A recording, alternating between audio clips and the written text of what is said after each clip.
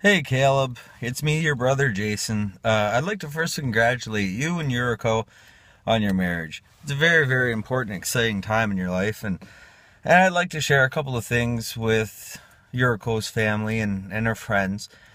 Some memories that you and I have had throughout our lives. Um, Kindness, compassion, caring. Some of the most important words that you can definitely use with my brother. No shortage of love in his heart. He has enough to share and show. I remember back when we were little, uh, we were all into music pretty big in the family. A lot of old music, and that was part of our upbringing. And Caleb, well, he was not so big in the music when he was little, but when it came time, he chose his own kind, and he liked the Spice Girls. Man, oh man, the family looked at him weird. But we still loved him nonetheless, and he loved the Spice Girls.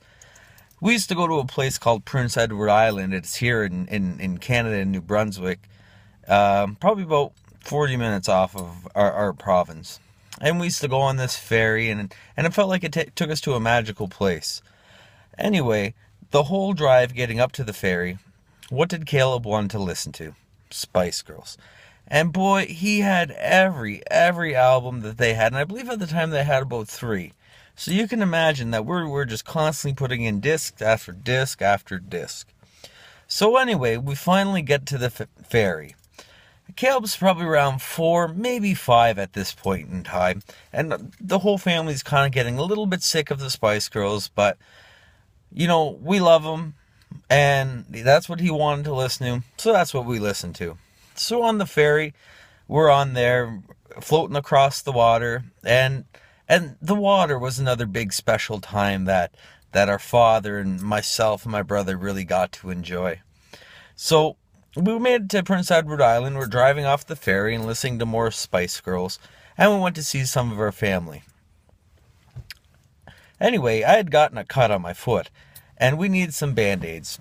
So we went to the store, and Caleb picked out these neon band-aids, really, really bright colors. They had pink and green and orange. Well, Caleb saw these and just loved them. Thought it'd be the best idea in the world. So he put them on his cheeks. So he had one here and he had one here. And he looked like a football player, but we let him alone because that's what he really wanted. So, meanwhile, on our vacation, we're swimming, we're going to a lot of water parks, and we're kind of getting our father pretty tired out. He's chasing us all around, and we're going up and down water slides, back and forth, back and forth. And then comes the time where we were going to take a family picture. Well, Caleb had these band-aids on, and he tans very, very fast. So, it was time to get these off. So, we looked at Caleb and told him these are going to have to come off for the picture. He was not happy about that at all. But in the end, he did take them off, and we had a great photograph. We had plenty of good times, just like that one vacation we had. I remember he'd picked up a beanie. Now, these beanies kind of looked a little bit ridiculous, but our father had one, and he wore it, and Caleb, boy oh boy, wanted to be like our father, so he bought a beanie, and there he was, both wearing their beanies. Now, you see, the thing about Caleb that you always have to remember is he'd always put himself second. His love is so tremendous with everybody that he's always looking for the well-being of everybody else. There was times, even in our adult life, where Caleb and I became roommates, and we had a blast. I remember these times very, very well. We used to work at an embroidery shop, and well, that's a story altogether that Caleb might have to tell you about the gentleman that wanted a black dog on a black hat. That's definitely a story you should ask Caleb about.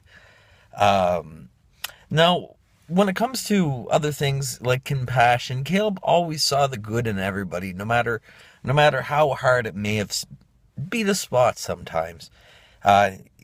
It's difficult to find that quality in someone, and I'm lucky to have a brother that has these important things in life that I think that everyone needs.